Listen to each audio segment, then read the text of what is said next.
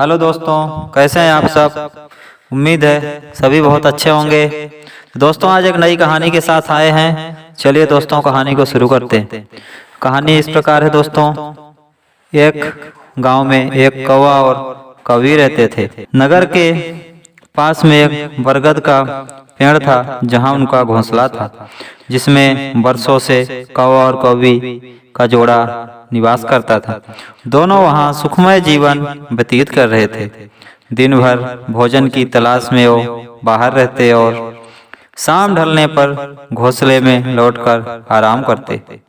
एक दिन एक काला सांप भटकते हुए उस बरगद के पास आ गया। तो मित्रों, सांप आ गया उधर। उसके बाद कौवा और कौवी बहुत डर गए। पेड़ के तने में एक बड़ा खोल देखकर वह वहीं निवास करने लगा। कौवा कौवी ये सब दृश्य देख रहे थे और घबरा गए। मौसम आने पर कौवी ने अंडे दिए। कौवा और कौवी दोनों बड़े प्रसन्न थे और अपने नन्हे बच्चों के अंडों से निकलने की प्रतीक्षा कर रहे थे। लेकिन एक दिन जब वे दोनों भोजन की तलाश में निकले तो अवसर पाकर पेड़ की खोल में रहने वाला सांप ऊपर जाकर उनके अंडों को खा गया और चुपचाप अपनी खोल में आकर सो गया। कौवा कौवी लौटने पर जब अंडों को घोंसले में नहीं पाया तो बहुत दुखी हुए। उसके बाद से जब भी कौवी अंडे देती, सांप उन्हें खाकर अपनी भूख मिटा लेता। कौवा कौवी रोते रह जाते। मौसम आने पर कौवी ने फिर से अंडे दिए, लेकिन इस बार वे सतर्क थे। वे जानना चाहते थे कि आखिर उनके अंडे गायब कहाँ हो रहे। योजना अनुसार एक दिन वे रोज की तरह घोंसले से बाहर निकले और दूर जाकर पेड़ के पास छुपकर अपने घोंसले की निगरानी करने लगे। कौवा कौवी को बाहर गया देख काला सांप पेड़ की खोल से निकला और घोंसले में जाकर अंडों को खा गया। आंखों के सामने अपने बच्चों को मरते देख कौवा कौवी तड़प कर रह गए। वे सांप का सामना नहीं कर सकते थे। वे उसकी तुलना में कमजोर थे, इसीलिए उन्होंने अपने बरसों पुराने निवास को छोड़कर अन्यत्र जाने का निर्णय किया। जाने के पूर्व वे अपने मित्र गीदड़ से अंतिम बार भेंट करने पहुंचे। गीदड़ को पूरा वृत्तांत सुनाकर जब वे विदा लेने लगे तो गीदड़ बोला, मित्रों, इन तरह भयभीत होकर अपना वर्षों पुराना निवास छोड़ना उचित नहीं है। समस्या सामने है तो उसका कोई न कोई हल अवश्य होगा। कौवा बोला, मित्र, हम कर भी क्या सकते हैं।